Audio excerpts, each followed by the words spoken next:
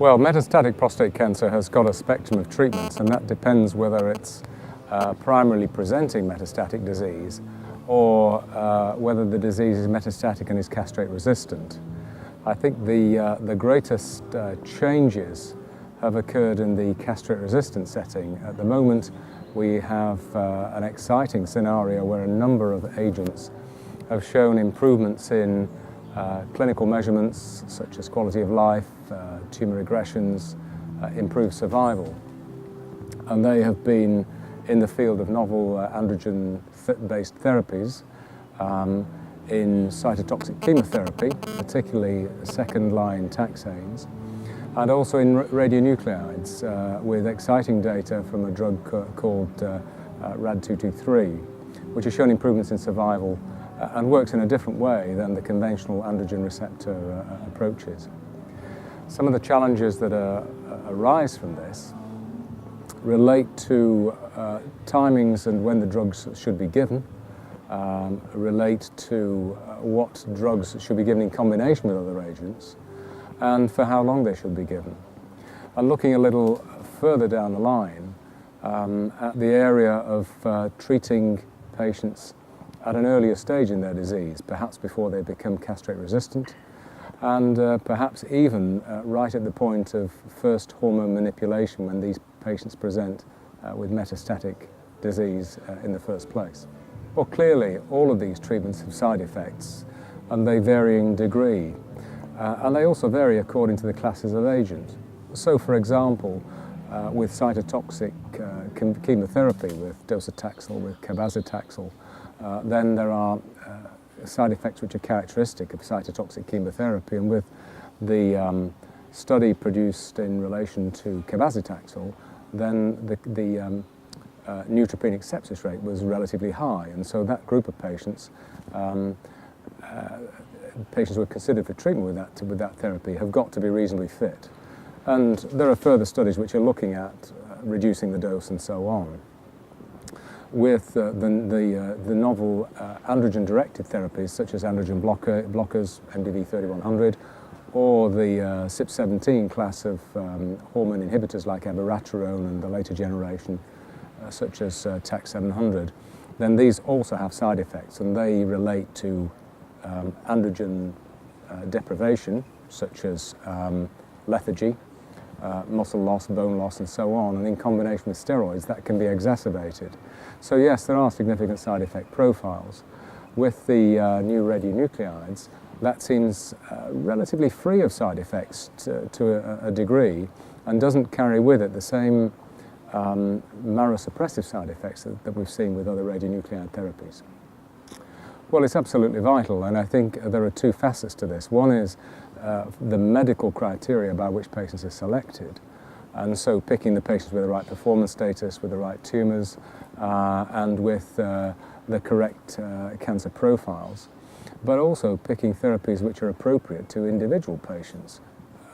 Questions as fundamental as, does the patient want treatment with cytotoxic chemotherapy? What's the patient's lifestyle?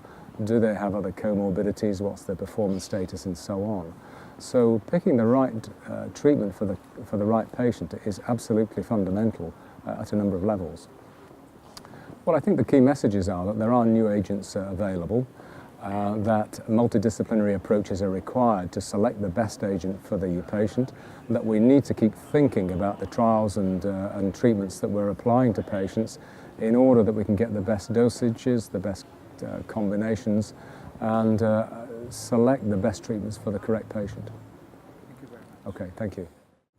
We have made a long trip during the last years, I must say. We all remember that patients that had castration that became symptomatic or became progressive, the only treatment we could offer was chemotherapy. Docetaxel has been shown giving a survival benefit when compared to the formerly used mitoxantrone.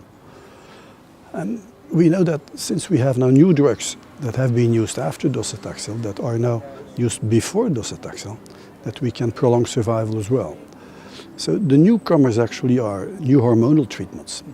So the patients that we formerly called hormone refractory are not really hormone refractory. We now call them castrate refractory, because malignant cells, the malignant prostate cancer actually, these cells are so clever that when you do not give them testosterone any longer, by castrating the patient, they start making their testosterone themselves. Now we have two different drugs, which is still hormonal treatment. The first is a very potent new anti-androgen, which is a better flutamide or bicalutamide. And we have, on the other hand, we have abiraterone, that is a CYP inhibitor. And this is hormonal treatment still. So the patients are not yet hormone refractory, they're refractory to castration. And both are showing, when they were administered after docetaxel, that they had a survival benefit. You immediately understand that what we do now, we're going to put them before docetaxel so that we can postpone chemotherapy. And when you look at the complete picture, since docetaxel and since the new drugs, we now see that metastatic castrate refractory prostate cancer patients do not survive for months, but they survive sometimes for 1-2 years. So this is really a major advantage in the last years.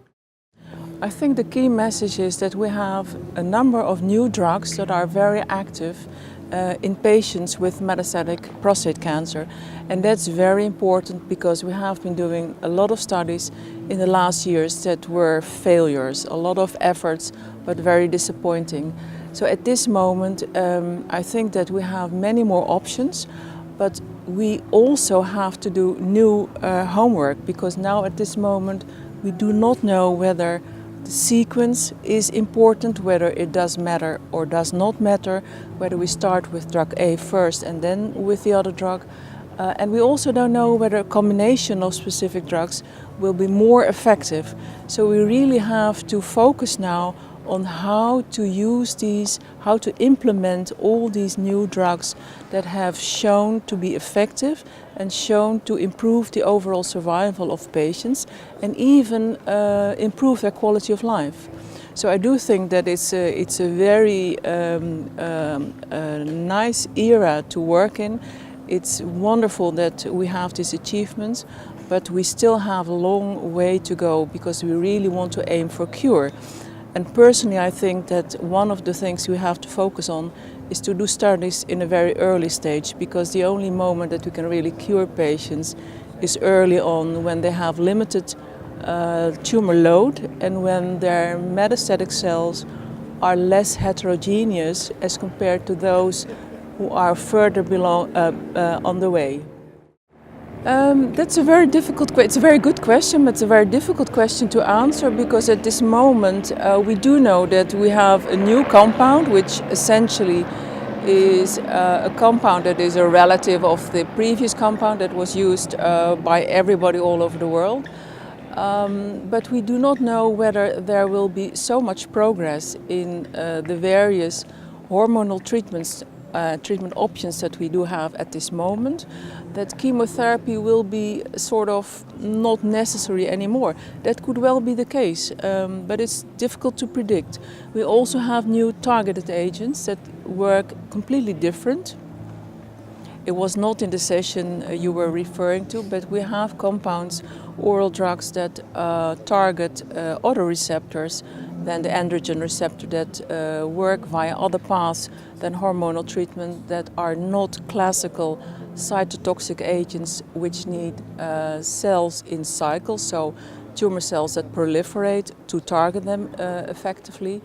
And these trials have not been finished yet, so there is more news to come, and certainly I do expect that there will be more drugs available that also demonstrate superiority compared to what we have been doing so far.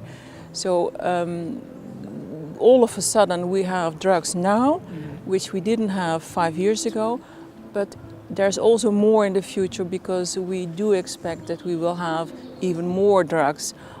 So it's really a challenge. It's a completely changing landscape at this moment, which means that together we have to focus on the proper trials to do, because we really have to be fast also in the development.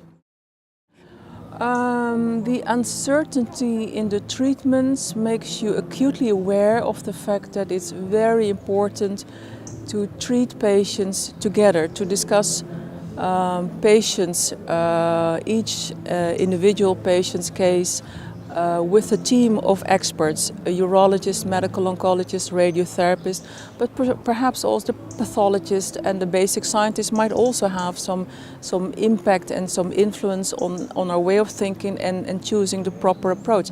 I do think that, for instance, nuclear medicine physicians who are experts in new imaging technologies will also be very key in helping us to design the proper trials, to come with the proper answers in the most speedy way. So I do think that it will tremendously affect our combined effort of various specialists to all aim for the best future of our patients, which I think is wonderful. It's beautiful that we are forced, and I'm certainly that we'll do so. Also a good question. My personal, my idea is that I don't think that one should be in the lead. I personally think that urologists for many, many years have been taking care of patients with prostate cancer, not only with a primary tumor, but also the ones who had metastatic disease. So they're very experienced in androgen deprivation therapies, in the side effects, in helping these men to cope with their life, with knowing that they're going to die, and also with all the side effects of the treatment. So I do think that the role of the urologist should remain key, in my personal opinion. But on the other hand, I do think that medical oncologists can also contribute, and that together we have to define, even now in the era of uncertainty, which drug to space first, that we have to do it together and see which options are the best, until of course the moment that the trials have been done and finalized and we know how to sequence. But still then, personally I think that urologists should remain to play a key role in the life of patients with prostate cancer, both early in the disease but also the ones who unfortunately develop into the metastatic state of the disease. Yes, I do think that there's such tremendous effort to move forward in the field of prostate cancer that I do think that the treatment of the primary tumor will be much more precise. And personally, I do think that that's really, really important, because this is your one chance to cure the patients. And I also think that there will be more targeted agents coming along in the near future that will be tremendously active and will improve the quality of life of patients who often are very painful because of the bone metastases. Yeah, I'm very optimistic. Thank you very much. You're welcome.